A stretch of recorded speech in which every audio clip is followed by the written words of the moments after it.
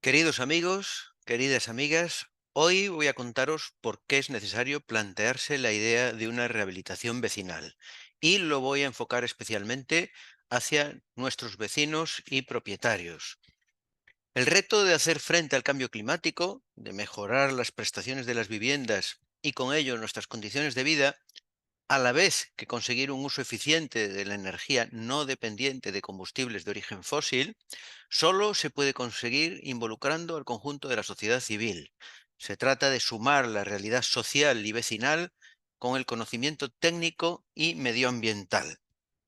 Para alcanzar los objetivos de desarrollo sostenible, la rehabilitación de los edificios juega un papel fundamental, pues este sector es responsable de más del 30% de consumo de energía final y de más del 25% de las emisiones de CO2.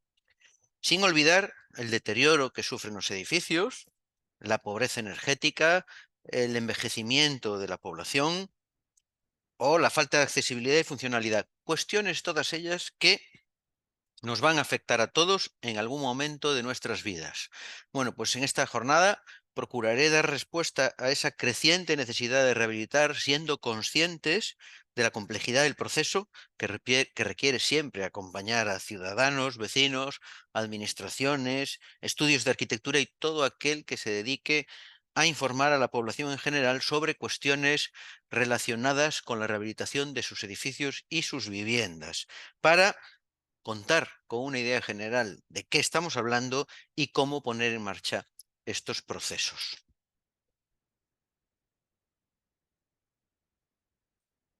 Bueno, vamos a ir avanzando sobre ideas clave y esta primera es que hay que rehabilitar con una visión global planificada, ¿vale? Porque es poco frecuente que las comunidades de propietarios tengan una visión global y comunitaria del edificio. Por regla general, no solemos plantearnos hacer un chequeo general o una rehabilitación integral y si algún vecino lo propone, es muy normal, suele ser usual que encuentre oposición, pues porque a unos les parezca innecesario o porque otros digan que el coste es excesivo.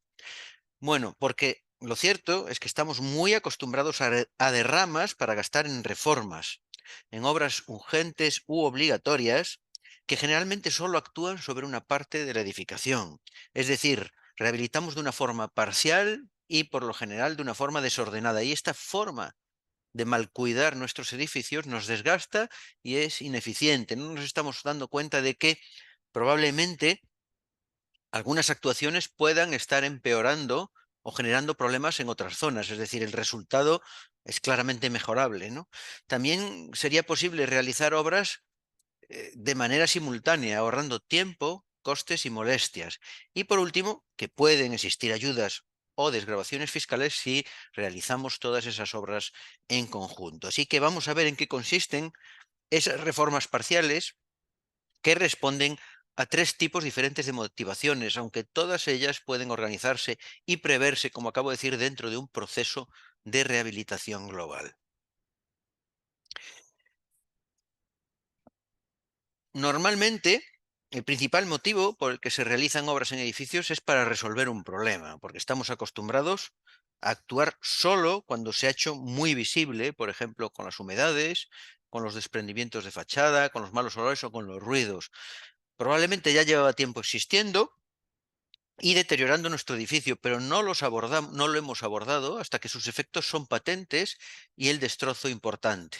Algo que se podría haber prevenido o retrasado con un buen mantenimiento o haberse arreglado con cierta anticipación.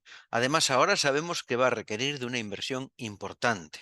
Solo la detección temprana de todos esos problemas que acucian nuestro edificio mediante un chequeo general nos permitirá abordarlos de una forma planificada mediante esa rehabilitación global cuando sea necesario. Por ejemplo, cuando se produce un desprendimiento, generalmente la reparación ha de hacerse sobre toda la fachada y no de forma puntual, por parches. Bueno, pues ese puede ser un momento realmente ideal para aprovechar y mejorar las prestaciones de la fachada, no solo para reparar, y así podemos colocar de forma simultánea, por ejemplo, un buen aislamiento. Por eso tenemos que conocer previamente las necesidades del edificio por lo que es importante incluir estas actuaciones en un proceso de rehabilitación integral. Otro de los resortes que nos impulsan a emprender reformas parciales en una comunidad es porque nos obligue alguna norma, ¿no? Ahí tenemos el ejemplo de la eliminación del amianto, de los combustibles fósiles o de las calefacciones y los contadores individuales, sin olvidar la ejecución obligatoria de las obras que se derivan de los procesos de inspección técnica o de los informes de evaluación de edificios. Algunas veces es cierto que la información suele ser confusa durante un cierto periodo de tiempo, porque normalmente son cambios impulsados desde Europa, y hasta que se transponen a las normativas estatales, pues pasa un cierto tiempo en donde a veces como vecinos estamos un poco despistados. Por ejemplo, y siguiendo un poco con ese edificio al que hace poco hemos visto que tenía desprendimientos de fachada, ¿qué pasa si se estropea nuestra caldera, ¿no? Pues que es un momento fundamental para analizar las posibilidades de eficiencia energética de todo el edificio. Recordar que vuestro arquitecto ya os había indicado que era posible hacer mejoras con esa instalación de aislamiento una vez que se fueron apareciendo esos desconchones, ¿no? Pues bien, una vez aislado el edificio, lo cierto es que la calefacción dejará de perderse por las paredes y necesitaremos una caldera menor, de menor potencia que la que tenemos ahora. Al pensarlo todo en conjunto, lo cierto es que es posible planificar ambas cosas a la vez y evitar hacer una inversión excesiva en una caldera que a posteriori iba a quedar claramente infrautilizada. Y el último motivo, y probablemente el más complejo para prender la chispa de la rehabilitación en las comunidades de vecinos, tiene que ver con que surja una necesidad, como puede ser la instalación de un ascensor. O eh, puede que haya una persona, porque puede que haya una persona que ya no es capaz, ya no es capaz de subir los escalones. En principio, no hay una obligación directa para hacerlo, y además estamos hablando normalmente de reformas importantes. El problema aquí es que en las comunidades de propietarios las personas solemos tener necesidades muy distintas, porque nos encontramos a veces en situaciones y etapas económicamente diferentes. Quizás en el caso de esa persona de avanzada edad que ya necesita la instalación de ascensor, pues lo cierto es que para una persona joven que acaba de comprar el piso y se ha quedado sin ahorros y con una gran hipoteca, probablemente ese ascensor para él no sea una prioridad. Pero bueno, volviendo con todo ese hilo conductor de aislar el edificio y la caldera, lo cierto es que si tenemos hijos pequeños o una enfermedad respiratoria, la humedad y el frío son perjudiciales de forma muy directa. Entonces querríamos hacer esas obras que acabamos de citar, ¿no? De aislamiento y de cambiar la caldera. Pero también en este caso puede que nos encontremos con alguna persona mayor acostumbrada a vivir con la casa a una temperatura fría y que considere que las molestias de una obra de rehabilitación no compensan el beneficio que piensa que a él le van a reportar. Bueno, frente a esas reformas parciales y desordenadas, como acabo de decir, hay que rehabilitar con una visión planificada, con una visión global planificada. Una rehabilitación integral es una reforma para actualizar nuestro edificio a las necesidades y requerimientos actuales, abordándolo de forma global. Para hacerlo, y más si vivimos en una edificación de más de 40 años, se ha de partir de un análisis previo y completo del edificio, que nos descubra las principales carencias a resolver y de una coordinación y planificación de las actuaciones de rehabilitación para los siguientes años. Después, es verdad que la rehabilitación ya podrá acometerse de una vez o por etapas, pero es fundamental que exista este análisis previo. A continuación, vamos a ir comentando las principales carencias a resolver a un edificio. Bueno, lo primero, las obras de conservación, que son aquellas que están destinadas a eliminar problemas que hacen que un elemento del edificio no cumpla su función, impida su habitabilidad óptima o ponga en peligro nuestra seguridad. Incluyen obras que garantizan la seguridad de los edificios, es decir, la estabilidad, resistencia, firmeza y solidez de todos sus elementos. También todas aquellas obras que permitan un uso funcional, como por ejemplo tener acceso a Internet, buzones o un espacio para guardar las bicicletas, es lo que se llama la adecuación funcional, y también aquellas obras que aseguren unas condiciones mínimas de salud y confort en los edificios, pues como acabamos de ver, acabar con humedades, mohos, corrientes de aire, ruidos excesivos, es lo que se llama la mejora de las condiciones de habitabilidad de las viviendas. Una gran parte de este tipo de obras, las que debe garantizar la funcionalidad, seguridad y habitabilidad, pero cuando se hallan elementos o sistemas que cuenten con deficiencias graves o muy graves según un informe de evaluación de edificios, serán obligatorias para la propiedad. Ya digo, todas estas deficiencias, cuando cuentan con problemas graves o muy graves, son obligatorias y esto hay que tenerlo muy en cuenta. También obviamente, las obras que mejoran la accesibilidad universal, como instalación de un ascensor, su bajada a cota cero cuando tenemos esos escalones tan incómodos en el portal, la instalación de puertas automáticas, algo que en Europa ya se da en muchísimos países, ¿no? A veces son muy pesadas de mover las puertas de los portales, o indicaciones para personas con discapacidad visual o auditiva. Aquellas que son consideradas ajustes razonables también son obligatorias para la comunidad. En principio, es fundamental cualquier intervención que facilite la accesibilidad universal tanto en el interior de las viviendas o en los propios edificios como en sus vías de evacuación y en los entornos próximos. Y cómo no, las obras que mejoren la eficiencia energética del edificio, es decir, que hacen que consuma menos y que la energía que consumimos sea menos contaminante. Existen 4 tipos de medidas que mejoran y determinan la eficiencia energética de nuestros edificios y las vamos a ir viendo de una en una. Lo primero, medidas que afectan a la construcción, lo que llamamos medidas pasivas, son aquellas que mejoran la envolvente del edificio, aquello que llamamos el abrigo, aquello que abriga el edificio, ¿no? Aislamiento de fachadas y tejado, cambio de ventanas, incluso toldos y aleros pueden ayudar sobremanera. Segundo tipo, las que afectan sobre todo a las instalaciones, llamadas medidas activas, que se basan en la mejora de la eficiencia energética de las instalaciones de agua caliente, calefacción y refrigeración y la incorporación de fuentes renovables. Y todos conocemos de qué estamos hablando, ¿no? Aerotermia, biomasa, placas solares, preferiblemente producidas en el edificio o en su entorno. Siguiendo con todo ese hilo conductor de aislar y de cambiar la caldera, etcétera, etcétera, hay que decir que como criterio general es recomendable, en primer lugar, actuar siempre sobre la demanda de energía, mejorando este abrigo del edificio, es decir, la envolvente térmica, su forma y sus materiales, esas medidas pasivas, para después mejorar la eficiencia energética de las instalaciones de calefacción e incorporar esas fuentes de energías renovables, teniendo ya en cuenta esa nueva y menor necesidad de energía de segundas, las medidas pasivas. Pero ojo, porque también es cierto que en ocasiones reducimos la eficiencia energética a la instalación de paneles solares, cuando lo cierto es que la eficiencia es un concepto mucho más global que parte de consumir menos, mejorando la envolvente para luego consumir mejor, utilizando sistemas más eficientes y por último, acabar ya al final por aprovechar las fuentes renovables, como esas placas solares que acabo de citar, para producir ya la poca energía que vamos a necesitar consumir.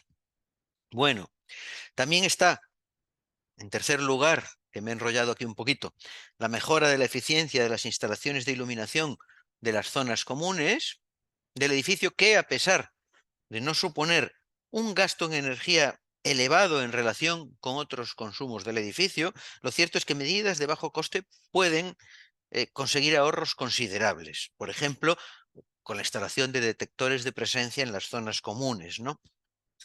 Y por último, los sistemas de control de las instalaciones de electricidad, climatización y agua caliente para controlar y regular el consumo y su eficiencia.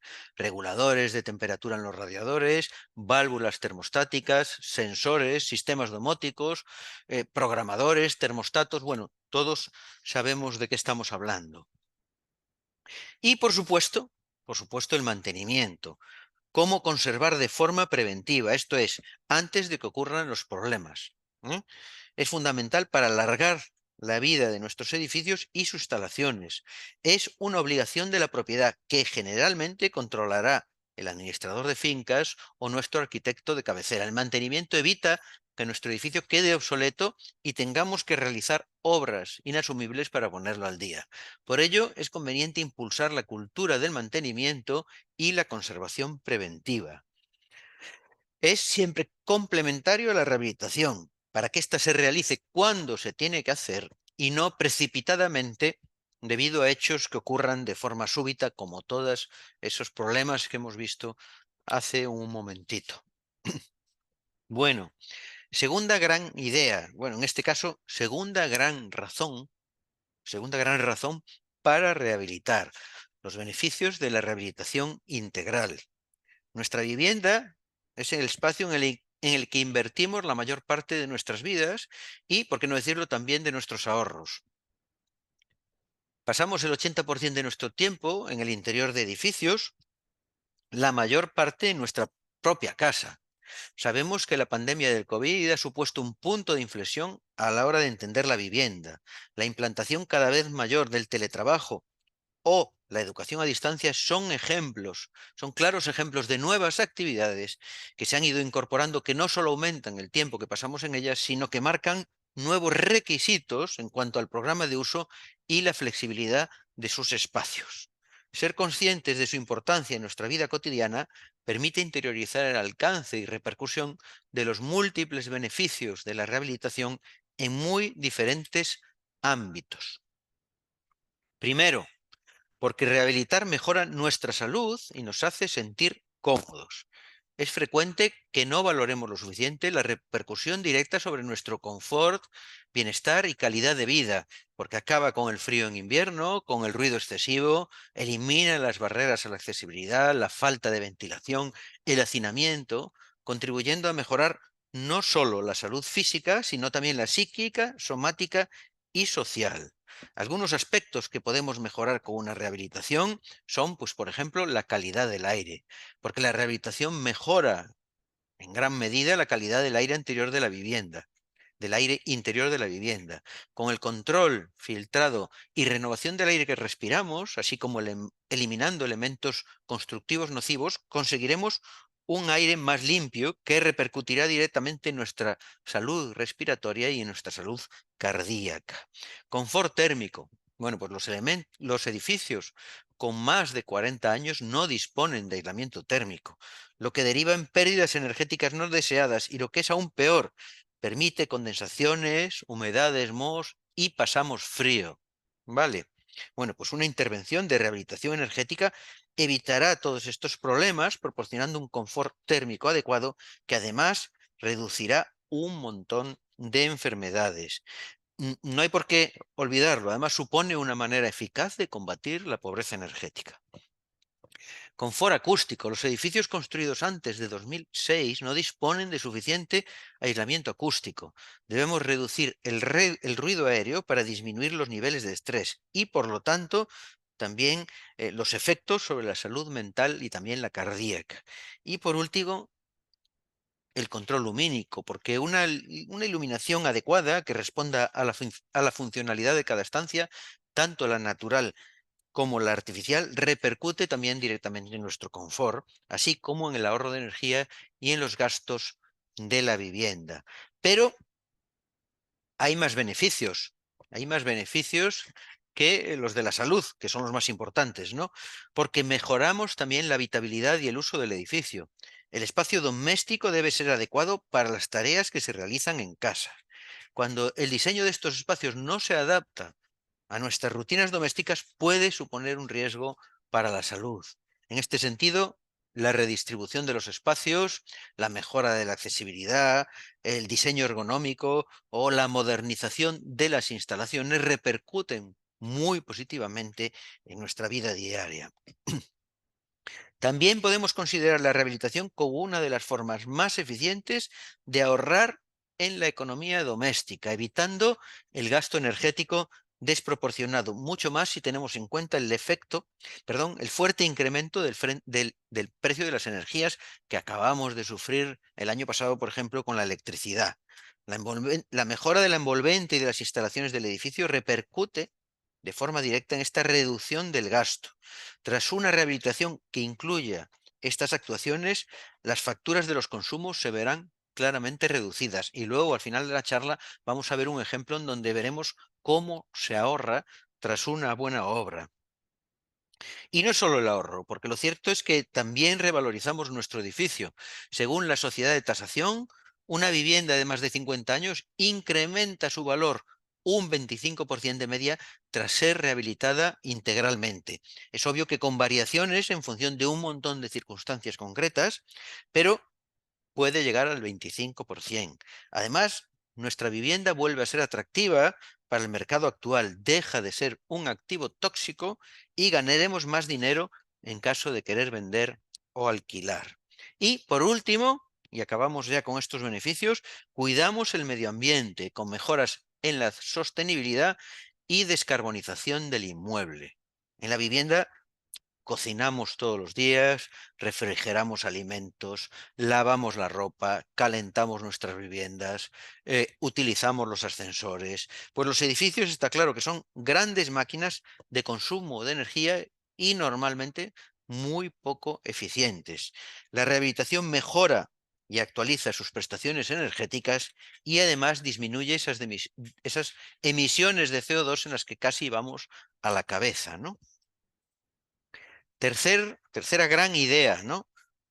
La necesidad de un arquitecto. Bueno, existen diferentes agentes que hacen posible un proceso de rehabilitación, de los que debemos conocer sus obligaciones para poder establecer sus responsabilidades y las garantías que nos deben ofrecer a los usuarios. Vamos a analizar un poquito el papel que juega cada uno, empezando por la vecindad y la comunidad de propietarios. Todas las personas propietarias y habitantes de un edificio pueden influir positivamente en que una obra de rehabilitación salga bien. Seguro que va a afectar a la vida diaria de todas ellas, generando incomodidades, gastos y otro tipo de alteraciones. Y es importante aportar colaboración, disponibilidad y comprensión para lograr que este complicado proceso se ejecute en el menor tiempo posible y con el mejor de los resultados. Para ello es fundamental que exista confianza tanto entre los vecinos y vecinas como con todos los profesionales que participan, el administrador de fincas, el equipo técnico, la empresa constructora. De hecho, la comunidad de propietarios, una vez que empieza el proceso rehabilitador, se convierte en la promotora de las obras, es decir, quien decide, impulsa, programa y financia con recursos propios o ajenos las obras de edificación, como reza la LOE, la Ley de Ordenación de la Edificación. Sabemos de la importancia del presidente de la comunidad de vecinos como su representante a todos los niveles, pero, y ahí lo tenéis, resultará de gran apoyo detectar a todas las personas con más iniciativa dentro de la comunidad para establecer con ellas una comisión de obras encargada de la comunicación entre la vecindad y el equipo técnico. ¿Vale?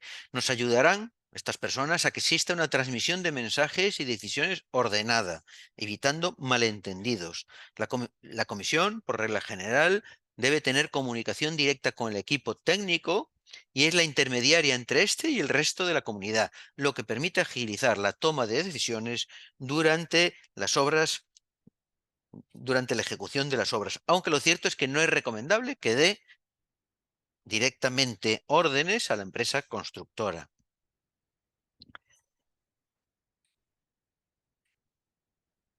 Perdón, que se me ha saltado.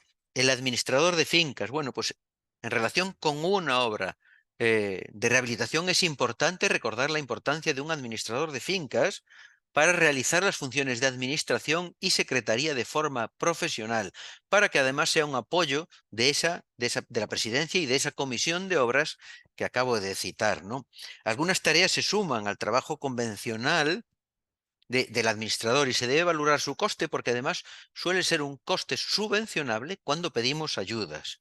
Lo ideal es que la administración de fincas trabaje junto con el equipo técnico de forma coordinada velando por el buen desarrollo de todos los pasos a dar: reuniones, decisiones sobre el proyecto, solicitud de ayudas públicas y tramitación electrónica, la búsqueda de financiación privada, la coordinación en la contratación de obras y, por ejemplo, la gestión también de la documentación para la justificación de las ayudas. Y seguimos. La empresa de reformas o constructora, que es la encargada, al final es la encargada de ejecutar las obras. Una vez firmemos un contrato con la constructora, pasa a ser lo que normalmente llamamos el contratista, que es quien asume contractualmente ante el promotor, que somos nosotros, las comunidades de vecinos, el compromiso de ejecutar con medios humanos y materiales propios o ajenos las obras o parte de las mismas con sujeción al proyecto y a ese contrato que hemos firmado con ellos.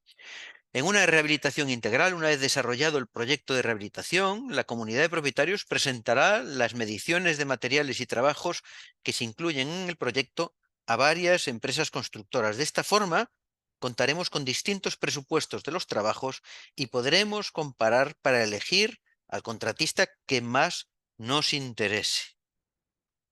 ¿Vale? Y en este proceso rehabilitador debe ser coordinado por el único profesional cualificado, como es un arquitecto, porque los arquitectos estamos formados para ayudaros a diagnosticar, solucionar y planificar rehabilitaciones con esa perspectiva integral, planteando las mejoras que necesita nuestro edificio para aprovechar todo su potencial y optimizar recursos.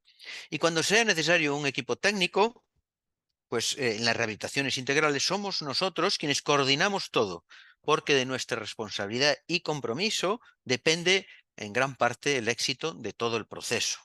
Las funciones que podemos desarrollar, pues algunas las tenéis ahí, ¿no? Redactar el libro del edificio existente, elaborar certificados de eficiencia energética, diagnosticar las necesidades del edificio y redactar en un proyecto las soluciones, ayudar en esa elección y en comparar los presupuestos para elegir la empresa constructora, dirigir la obra velando para que todo se ejecute correctamente, preparar la documentación técnica para solicitar ayudas o incluso gestionar toda la solicitud si vamos a actuar como agente rehabilitador. Y por supuesto realizar también ITES o informes de evaluación del edificio. Pero podemos hablar también del acompañamiento, porque las oficinas de rehabilitación son la mejor forma de informarse y de dar los primeros pasos a la hora de emprender un proceso de rehabilitación. Para ello, los colegios de arquitectos han puesto en marcha la red de oficinas de apoyo a la rehabilitación, que no es otra cosa que un instrumento al servicio de profesionales, administradores y de todos vosotros para facilitar la gestión de las ayudas y optimizar la ejecución de proyectos, con el fin de que el mayor número de personas pueda iniciar una rehabilitación y pueda mejorar su calidad de vida. Entre otras funciones, estas oficinas de rehabilitación pues pueden aportar información sobre rehabilitación, asesorar sobre las distintas posibilidades de ayudas, colaborar con las asociaciones vecinales en la realización de actividades de difusión de los beneficios de la rehabilitación y las ayudas disponibles y, como no, también elaborar guías y documentos de apoyo sobre las ayudas, las desgravaciones fiscales y un montón de cuestiones que afectan a la rehabilitación, como estamos haciendo hoy, sin ir más lejos, ¿no? Bueno, para hacer comprensible todo este proceso, os proponemos un plan de 10 pasos para que las comunidades de propietarios tengáis claro cómo llevar a cabo una obra de rehabilitación integral. Además, esta hoja de ruta también os va a permitir tener una visión completa del proceso para saber desde el principio lo que queda por delante y en qué punto nos encontramos en todo momento, planificar las etapas, decidiendo si se quiere dividir en el tiempo los pasos, pero siempre sin perder la visión global, conocer cuándo y con qué profesionales hay que contar en cada momento o, como dice ahí abajo, tener claros los trámites y los documentos necesarios. Como hemos visto, existen muchos detonantes para iniciar las obras. Voy con el primero de los pasos, que también son necesarios para una rehabilitación. Los hemos visto: problemas que resolver, cumplir con obligaciones legales, cubrir una nueva necesidad. Bueno, pues cualquiera de esos ejemplos puede convertirse en una oportunidad, ser el punto de partida de un análisis global para conocer todo lo que necesita el edificio y poder planificarlo. Segunda etapa. Llegó el momento de buscar un arquitecto para que nos asesore y nos acompañe. En una reunión de la comunidad podéis aprovechar la necesidad de hacer un chequeo general del edificio contratando a un arquitecto. Si no conocéis a ninguno, podéis encontrarlos a través de la oficina de apoyo a la rehabilitación del Colegio de Arquitectos, donde hay un buscador por especialidades. Pero ¿qué le encargo? ¿Qué le encargo al arquitecto para el diagnóstico del edificio? Bueno, pues también en una reunión de la comunidad, el arquitecto y el administrador de fincas os plantearán vuestras necesidades y las del edificio y os orientarán en la elección del tipo de trabajo. Las opciones suelen ser el encargo del libro del edificio existente, si lo que necesitáis es un estudio previo antes de lanzaros al proyecto. El libro os mostrará las distintas opciones de intervención y os ayudará a tomar decisiones. O el encargo del proyecto cuando ya se tengan más o menos claras las obras a realizar, que ya será vuestra guía de actuaciones para estudiar la financiación, las ayudas, pedir presupuestos, etcétera, etcétera. Solo cuando el proyecto esté redactado se podrán conocer los costes y las ayudas reales. Pero ojo, y aquí quiero hacer una llamada muy importante. No se trata de redactar los proyectos solo cuando existe una subvención, ¿vale? Las ayudas tienen que llegar cuando tenemos clara la idea de lo que necesitamos. El mantenimiento y la rehabilitación de nuestros edificios ha de ser algo continuo y, por supuesto, siempre planificado. Cuarta etapa. Con los documentos redactados tomamos decisiones y nos planificamos. El equipo técnico que ha desarrollado el libro y o el proyecto os lo presentará y os explicará todo lo que necesitéis. En este caso podéis preguntar, por ejemplo, por las posibles afecciones del proyecto a vuestra vivienda, ¿no? Con las actuaciones ya definidas, ahora sí ya es el momento de planificar si se quiere ejecutar completo en una única obra o si se prefiere abordar por fases. Cuando estéis convencidos de ejecutar el proyecto, puede ser interesante iniciar la tramitación de obras, pues ya sabéis que a veces la concesión de las licencias puede tardar meses. Tened en cuenta de cara a los gastos que esto supondrá más o menos un desembolso en torno más o menos alrededor de un 5% del presupuesto del proyecto.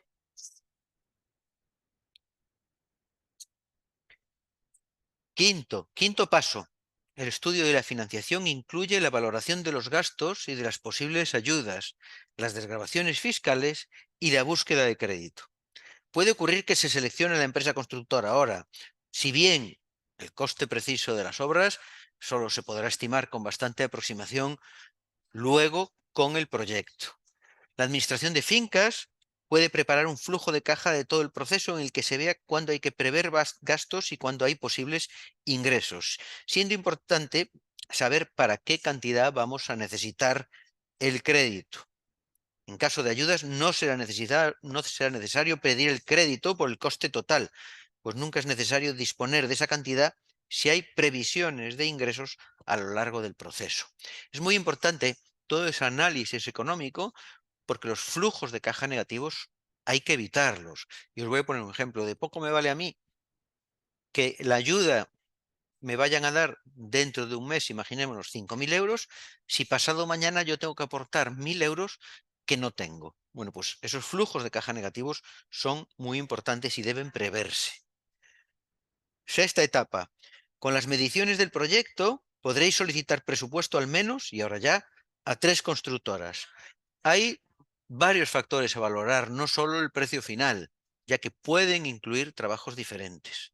Es recomendable valorar su experiencia en este tipo de obras, el detalle del presupuesto, los plazos, las condiciones de pago, las posibilidades de financiación, la seriedad, la confianza y la impresión que os den, además del coste, y que éste no se convierta nunca en el único criterio para decidir.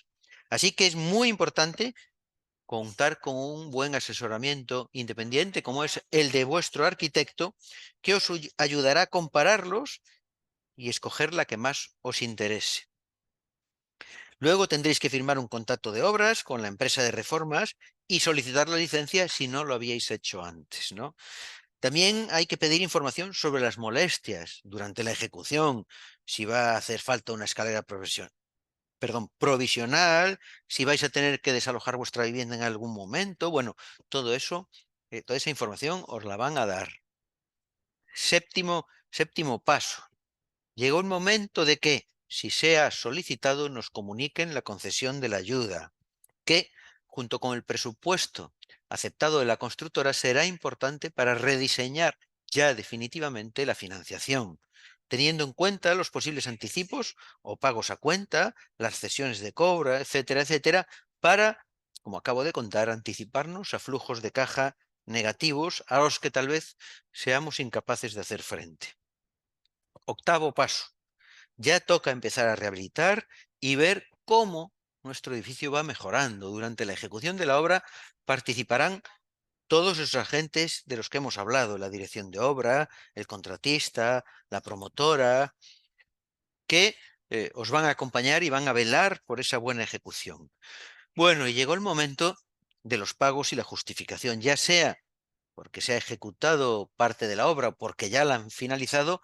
Generalmente los pagos se realizan tras las certificaciones de obras realizadas, que pueden ser mensuales o con la periodicidad acordada. Los pagos siempre se han de realizar mediante transferencia bancaria, con tarjeta de crédito o débito, cheque nominativo o ingreso en cuenta. Nunca con entregas de dinero de curso legal, nunca, porque es fundamental contar con esos justificantes para poder justificar luego los gastos en caso de ayudas. ¿Vale? Y, perdón, y por último, el mantenimiento a posteriori es absolutamente fundamental para que todo el esfuerzo realizado y el resultado obtenido no se deteriore. Es nuestra responsabilidad conocer y aplicar un buen mantenimiento posterior a la entrega de la obra.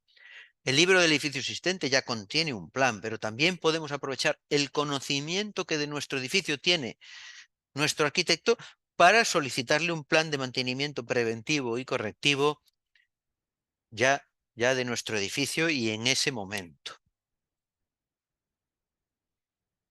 Es importante, y vamos con esta quinta idea, es importante transmitir la importancia de lo común y la responsabilidad compartida de vivir en ciudades amables y atractivas que nos cuiden, ¿vale? Desde el interior de nuestra vivienda hasta la última calle de nuestro barrio. Generalmente cuidamos de nuestras viviendas porque sabemos y sentimos que son nuestras. Nos identificamos con nuestro hogar, ¿vale? Sin embargo, no termina en la puerta de casa. Cuando vivimos en un edificio, generalmente somos copropietarios de todos los elementos comunes, de la escalera, de las fachadas, del tejado, de los cimientos, y tenemos la responsabilidad de mantenerlos a punto, de conocer y cuidar también lo común. Y por último, nuestro barrio también forma parte de nuestro hogar. Unas aceras limpias y accesibles, unos bancos en buen estado o una vegetación frondosa y bien cuidada influyen en nuestros hábitos, en nuestro bienestar e incluso en la seguridad de las calles. Bueno, primer, primera, primera escala, primera escala. Las rehabilitaciones del interior de un piso o de una vivienda unifamiliar, llamadas por lo general reformas, serán fundamentalmente obras sobre elementos privativos, aunque en muchos casos también recaen sobre elementos comunes. Los propietarios pueden realizar obras en sus elementos privativos siempre que no afecten a la seguridad del edificio, a su estructura general, su configuración o estado exterior, o perjudiquen a algún otro propietario, tal y como se recoge en la Ley de Propiedad Horizontal. Se tienen que comunicar previamente su realización a la comunidad de propietarios, ¿vale? Cuando afectemos a estas partes comunes del edificio, y vamos a hablar de cómo obrar en nuestro edificio puede afectar a esos elementos comunes, eh, necesitaremos pedir un permiso previo de la comunidad y hará falta un proyecto técnico con la supervisión de un arquitecto, y esto es así por varios motivos y lo vais a entender enseguida. Lo primero, porque cualquier cambio en la distribución de la casa puede hacer que deje de cumplir las condiciones de habitabilidad, como por ejemplo las dimensiones mínimas de las habitaciones. Y también, y otro ejemplo que también va a ser sencillo, porque quitar una pared, aunque no sea un muro de carga, puede afectar a la estructura. Tened en cuenta que sobre todo en edificios antiguos, el asentamiento con el paso del tiempo ha podido hacer que estas paredes no estructurales hayan pasado a soportar peso, así que hay que tener mucho cuidado. Segunda escala de rehabilitación, pues rehabilitar un edificio de viviendas, ¿no? Pues a la hora de rehabilitar un bloque de pisos hemos de ser conscientes de que las comunidades de propietarios somos grupos heterogéneos, como antes he comentado, con intereses y situaciones socioeconómicas diferentes, que se nutren de información muy dispar y que nunca han emprendido un proyecto de la magnitud de una rehabilitación integral de su edificio en colaboración con todos sus vecinos y vecinas. También es cierto que el proceso va a ser largo, complejo y que requiere de una inversión económica importante, pero hemos visto todos los beneficios que nos va a reportar. Bueno, lo primero es contar con una comunidad de propietarios correctamente constituida, porque nos resultará mucho más sencillo tomar decisiones y organizar el proceso. Y lo segundo, cumplir con la responsabilidad de cuidar lo que es de todos. En algunos casos, no hacerlo puede tener consecuencias legales. En otras ocasiones, aunque no estemos obligados, podemos estar dificultando o haciendo más incómoda la vida de otra persona o la nuestra propia en un futuro. No olvidemos, que ya lo he citado varias veces, que no resolver un problema a tiempo puede también generar problemas mayores o de más difícil solución más adelante. No olvidemos, igual que actuar en un piso podía afectar a lo que era de todos, que también a veces, si es el caso, obrar en nuestra vivienda unifamiliar puede afectar a lo de los demás. ¿Por qué? Porque si se trata de una obra colectiva y la nuestra es una unifamiliar en unos adosados, pues puede que comparta zonas comunes, entonces habrá una comunidad de propietarios y esto es lo que se llama, esto también tiene división horizontal, es lo que normalmente se denomina un bloque de pisos tumbado. Así que también hay que tener cuidado si hay afección a los elementos comunes.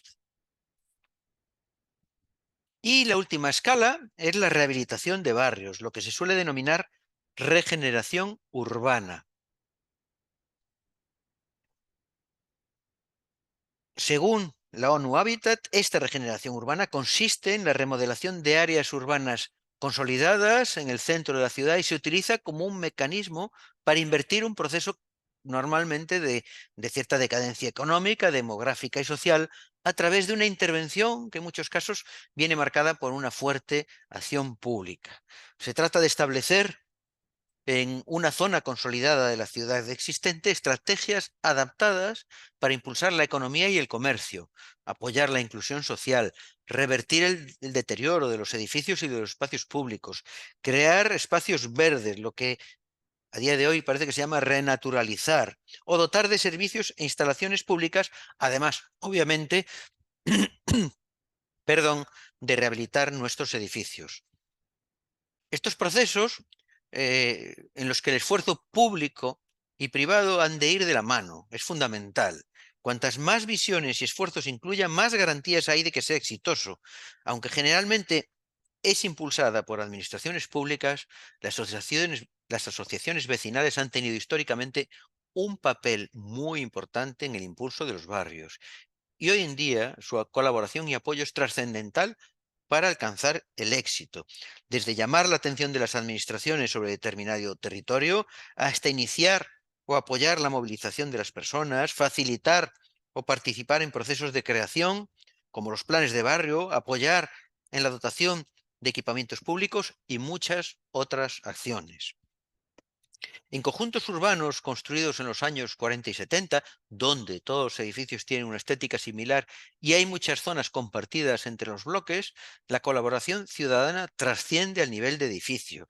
Es necesaria una reflexión de conjunto y una planificación a escala de la rehabilitación de edificios y al menos la regeneración de los espacios públicos. Habrá que esforzarse para, de forma simultánea, reforzar la identidad del conjunto y resolver los problemas de accesibilidad, eficiencia y conservación. Y todo esto sin olvidarnos, y esto está muy en boga y hay que tener mucho cuidado, sin olvidarnos de proteger de la expulsión por subida de los precios a la población que se encuentra allí viviendo. Ojo con la gentrificación en nuestros barrios, ¿vale? Porque la posición de las habitaciones, la ubicación de las puertas, los recorridos que hacemos en el interior de la vivienda son arquitectura, pero también lo es el ancho de las aceras, la existencia de bancos públicos para sentarnos en la calle y la decisión de plantar árboles para que proyecten sombra cuando el calor aprieta. Todo es arquitectura, desde las torres que dibujan el skyline de la ciudad hasta los comercios que ocupan las plantas bajas de las zonas residenciales. Cada decisión tomada en cualquiera de estas escalas, ya sea a nivel doméstico o urbano, tiene una serie de implicaciones directas en nuestro devenir como personas. Nos movemos por ella desde que nos levantamos hasta que nos acostamos y, como decía Alejandro de la Sota, y lo tenéis ahí, la importancia de la arquitectura no es otra que de la del ambiente que crea. Un ambiente es conformador de conductas. Bueno, los espacios de diálogo que se han generado en el transcurso de un año en el marco de una iniciativa denominada Rehabilitación Ciudadana, yo creo que han sido unos 15 encuentros más o menos, entre asociaciones vecinales y el Consejo Superior de Colegios de Arquitectos, han servido para facilitar y promover el encuentro entre diferentes visiones y así poder identificar barreras que están ralentizando el despegue de una cultura de la rehabilitación de los edificios en nuestro país. Y por supuesto también para recopilar propuestas que conviene dirigir a las administraciones públicas con el objetivo de superar esas barreras e incentivar esa rehabilitación de viviendas, edificios y barrios que acabamos de ver. Bueno, vamos a ir viendo las barreras y las propuestas que creemos que son correctoras, ¿no?, de esos problemas.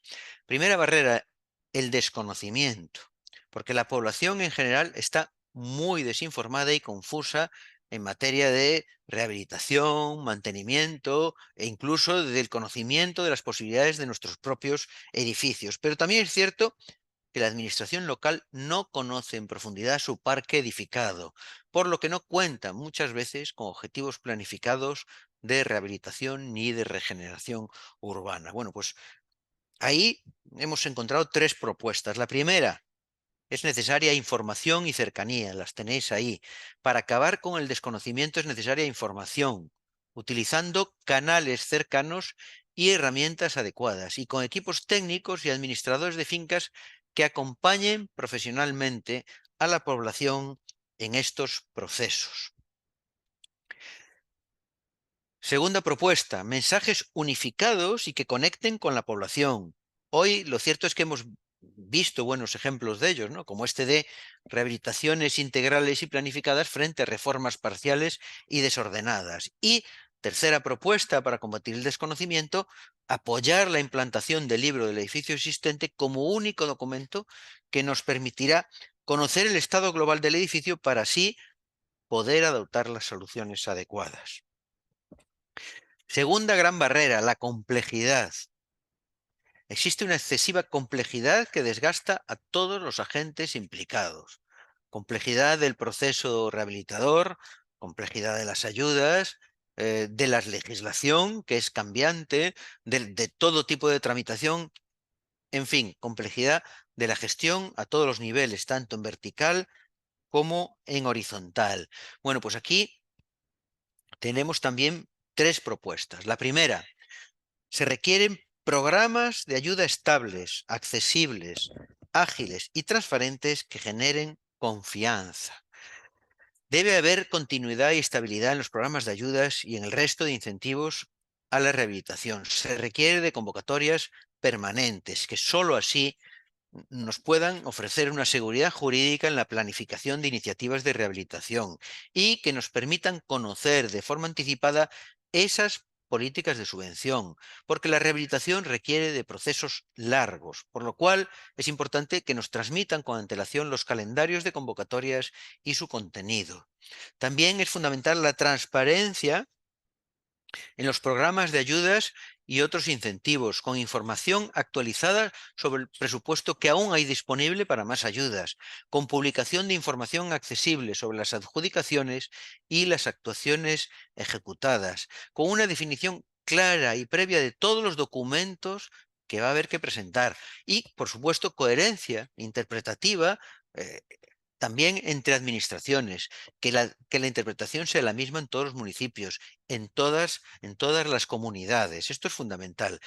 Y, claro, con simplificación de textos de las convocatorias, que utilicen un lenguaje accesible, con normas y trámites sencillos de entender.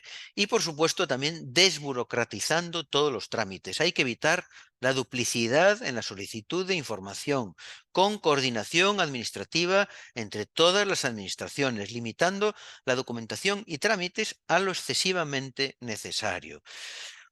Por último, de este primer presupuesto, agilidad en las distintas fases de los programas de ayuda, porque hay que reducir los tiempos de tramitación y, por supuesto, hay que reducir la agilidad en los pagos de las ayudas.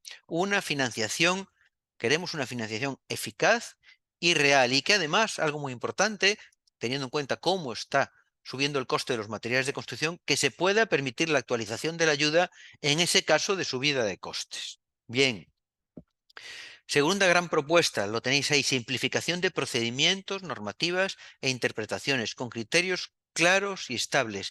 Y, por supuesto, con el mismo tratamiento fiscal para todas las líneas de ayuda, porque determinadas ayudas tienen un tratamiento fiscal y otras tienen otro o no lo tienen, y esto es fundamental. Y tercera propuesta, con acompañamiento.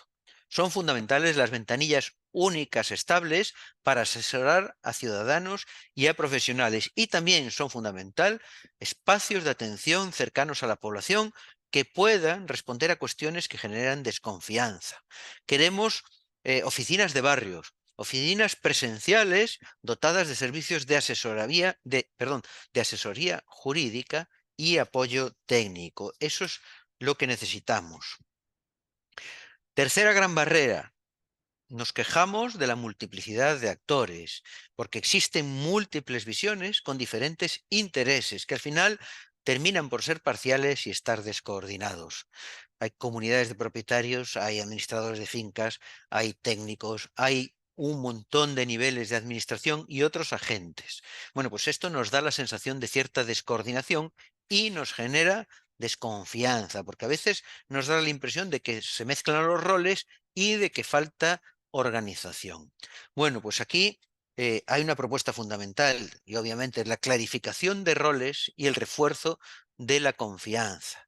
Hay que planificar para conocer la magnitud, valorar los recursos y generar colaboraciones. Por supuesto, fundamental, llegar a acuerdos con los colegios profesionales, porque esto agiliza los procesos.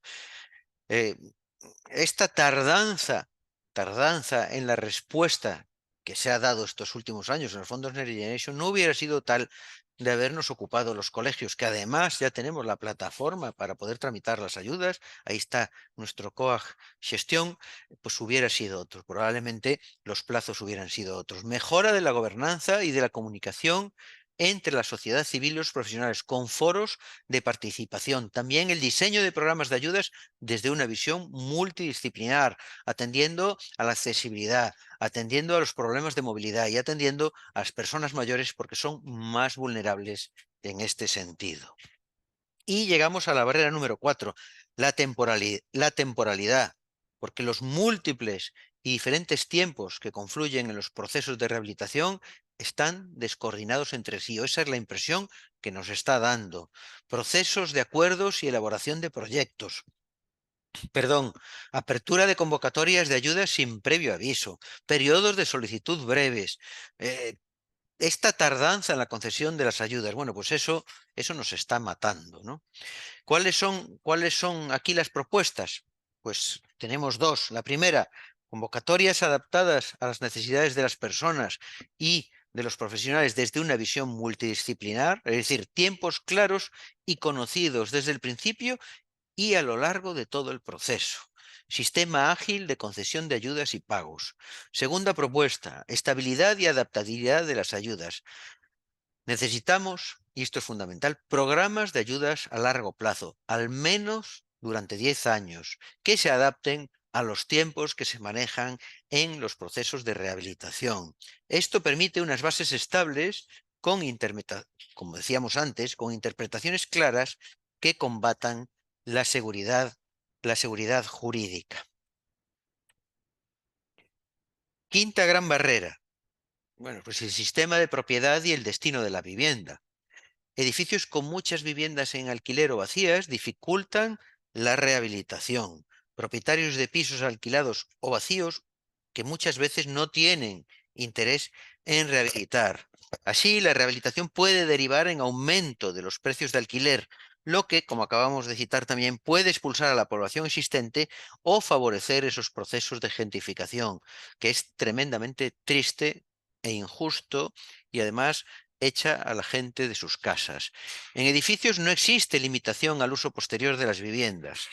Pueden beneficiar de igual manera a viviendas para uso turístico, incluso en zonas tensionadas. Fijaros qué solemne barbaridad. Bueno, pues ¿cuáles son las propuestas? Tenemos dos.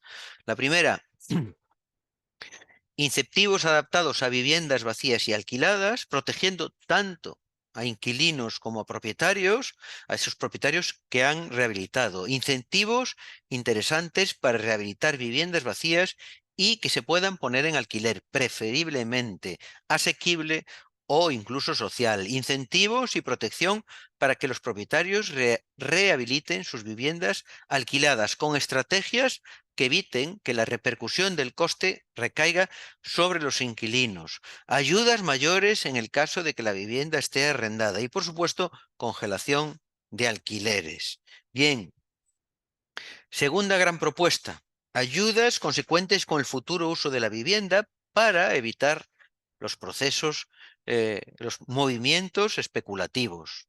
Hay que estudiar limitaciones a las ayudas concedidas a inmuebles destinados a usos diferentes al de vivienda habitual, sin que esto penalice, por supuesto, al resto de propietarios.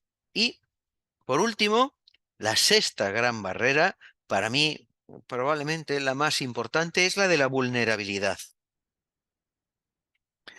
Las ayudas están poco adaptadas para que lleguen a quienes más las necesitan, tanto por los requisitos como por el acompañamiento y los procedimientos. La población vulnerable, de esta manera, no está rehabilitando. Generalmente se impulsa la rehabilitación de igual forma con la población en general que con la población vulnerable, cuando lo cierto es que coinciden las necesidades de rehabilitación más altas con las rentas más bajas. Así que las personas vulnerables no consiguen acceder a las ayudas porque no hay un acompañamiento adecuado a situaciones de vulnerabilidad y las comunidades a veces incluso ni siquiera están formadas. Vale, bueno,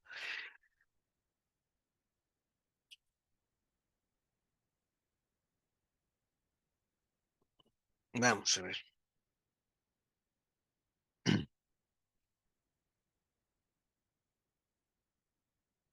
Propuestas, perdón, propuestas. Bueno, pues lo primero, convocatorias y acompañamiento adaptados a las necesidades de las personas y a las diferentes realidades.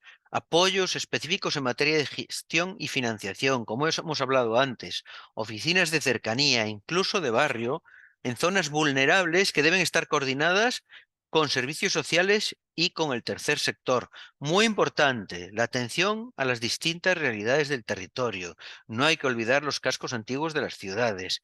Hay que prestar especial atención a la realidad rural y, por supuesto, a la complejidad de las realidades socioeconómicas y socioculturales diversas y diferentes para evitar efectos indeseados. Es decir, que las subvenciones, al final, que se aprovechen de las subvenciones quien menos las necesita e incluso pueda producirse cierta especulación a partir de las subvenciones o incluso el problema de los efectos fiscales indeseados. Y Segunda gran propuesta, ayudas adaptadas a los entornos, edificios y personas vulnerables. Hay que priorizar y adaptar la financiación para que accedan personas vulnerables. Deben tener preferencia en el acceso a subvenciones, los barrios, las comunidades y las personas en riesgo de vulnerabilidad, algo que con la concurrencia no competitiva de los últimos fondos Next Generation no ha sucedido. Y última propuesta, pues un marco fiscal estable y favorable a la rehabilitación, que incluya, primero, no tributación de ninguna de las líneas de ayuda a la rehabilitación y segundo, beneficios fiscales también a todas esas líneas de ayuda. Bueno, vamos a ver ahora con qué material de apoyo contamos, porque antes lo cité, ¿no? El proyecto de rehabilitación ciudadana ha permitido, gracias a este trabajo en equipo de la Confederación Estatal de Asociaciones de Vecinos y del Consejo Superior de Colegios de Arquitectos, elaborar materiales de difusión en diferentes formatos para responder de forma sencilla y rigurosa a las dudas, preocupaciones y necesidades de la población respecto a sus edificios, ¿vale? Así, vamos a ir viendo, se ha editado una guía vecinal de rehabilitación con 2.000 ejemplares editados y más de 8.000 descargas. Perdón, el contenido es tremendamente didáctico y además está redactado en un lenguaje cercano que no abunda en cuestiones normativas, ni en leyes, ni informaciones excesivamente técnicas, tratando de ser muy prácticos al abordar la visión general de la rehabilitación. De hecho, la charla de hoy está basada en esta guía, por lo que si os han quedado dudas, id a la guía que ahí vais a encontrar respuestas, ¿vale? También se han editado 5.000 ejemplares de un tríptico que sintetiza los mensajes clave de esta guía, los mensajes clave que hemos dado hoy, entre ellos el paso a paso para rehabilitar con garantías, como tenéis ahí, ¿no?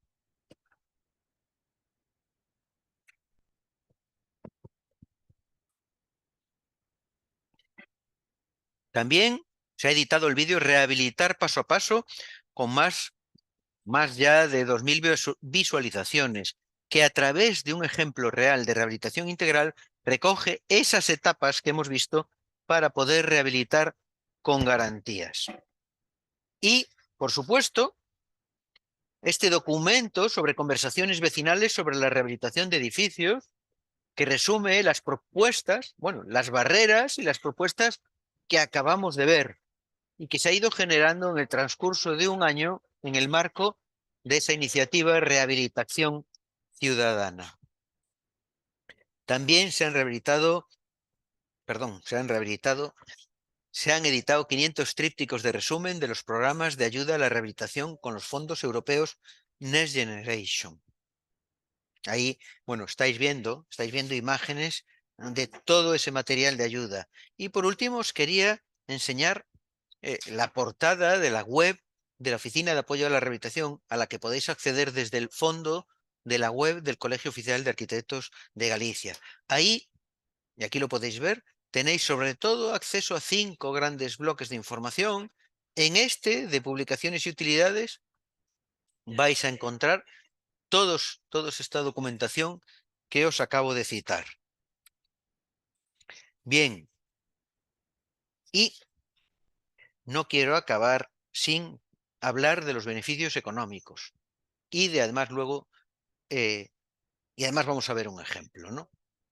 Porque adaptar nuestro edificio a las necesidades y requerimientos actuales tiene un coste mensual que nos puede parecer elevado y además requiere de toma de decisiones difíciles en la comunidad. Sin embargo, se trata de invertir en uno de los bienes más importantes a lo largo de nuestra vida, nuestro hogar, ¿no? Por lo que debemos de concienciarnos que la rehabilitación de viviendas no es un gasto. Nunca, nunca podemos pensar que sea un gasto, sino una inversión que va a aumentar el valor de nuestra propiedad, que además se autofinancia con ayudas y beneficios fiscales y se rentabiliza por los ahorros generados y la revalorización conseguida.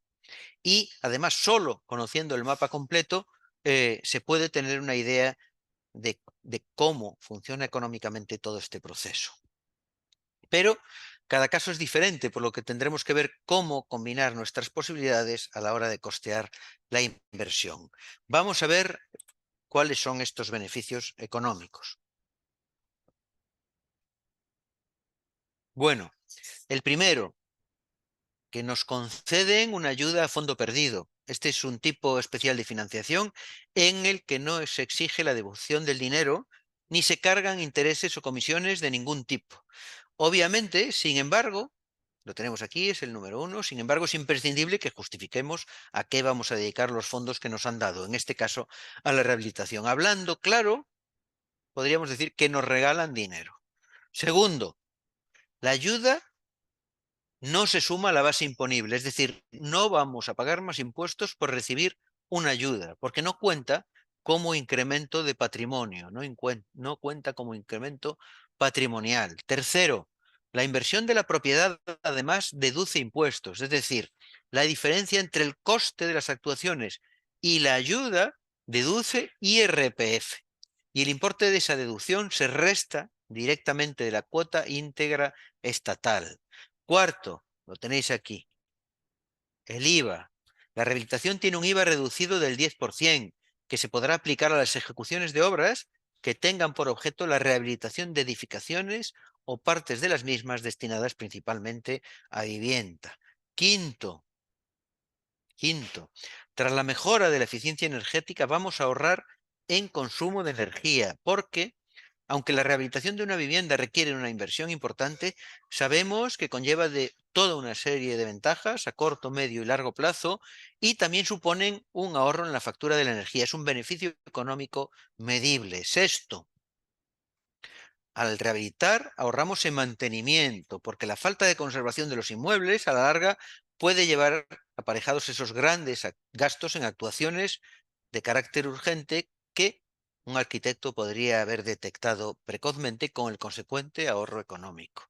Séptimo, el más grande de todos, no tiene por qué serlo, pero bueno, rehabilitar revaloriza el edificio. Es una inversión que aumenta el confort y la salud de nuestros hogares, supone un ahorro para el bolsillo y repercute en la revalorización de nuestra vivienda. Dependiendo del tipo de actuaciones, parte desde un 5% de revalorización hasta un 25% en el caso de rehabilitaciones integrales. Octavo, nos conceden anticipos o pagos a cuenta.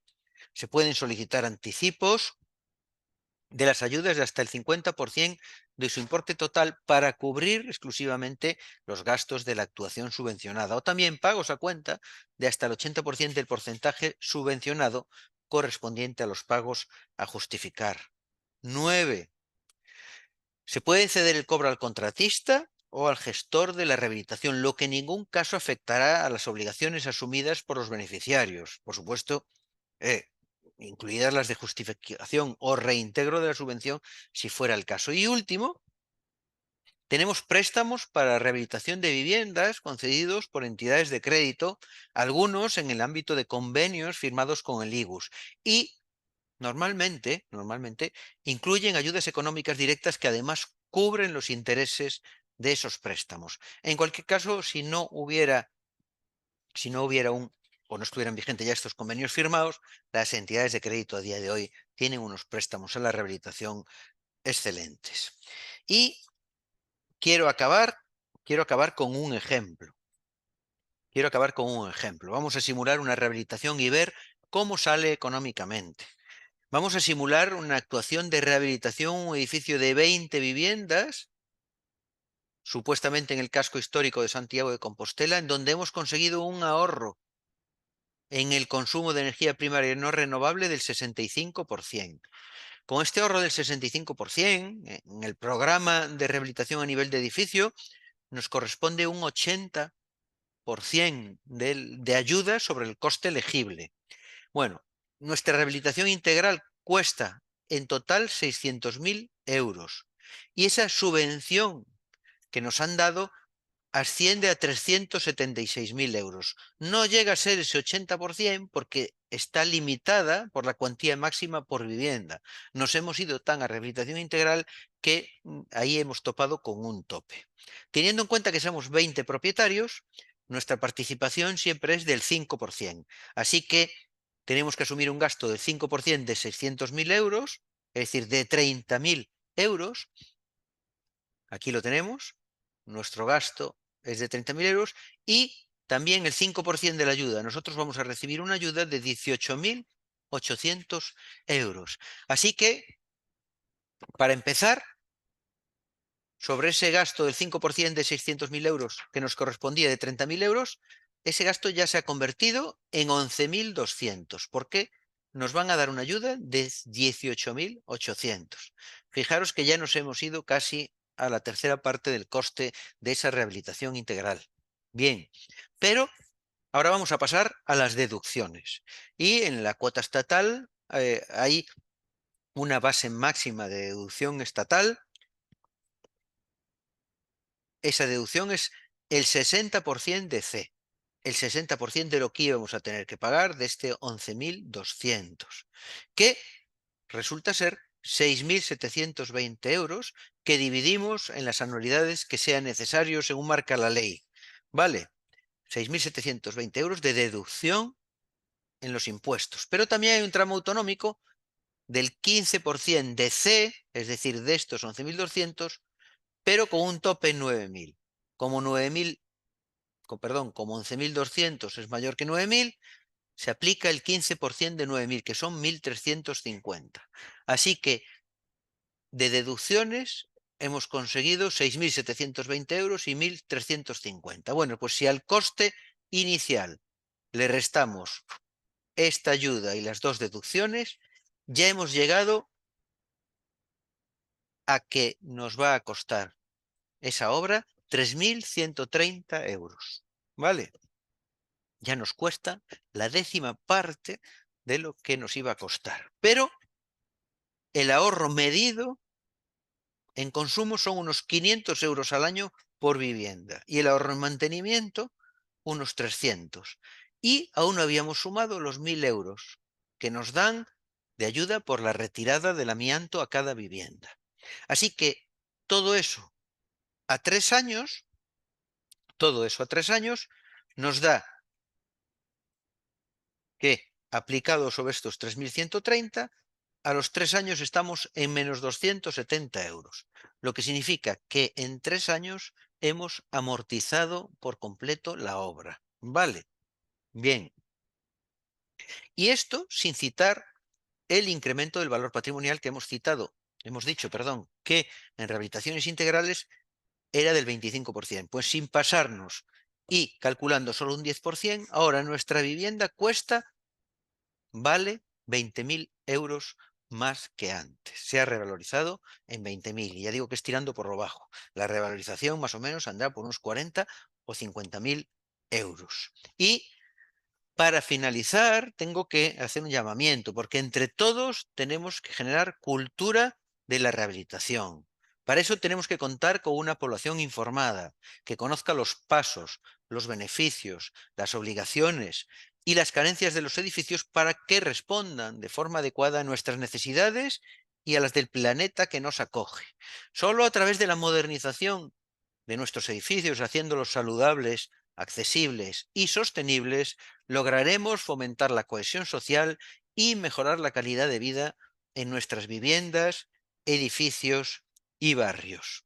Bueno, pues muchísimas gracias por la atención que me habéis prestado y bueno, feliz tarde de miércoles. Hasta luego.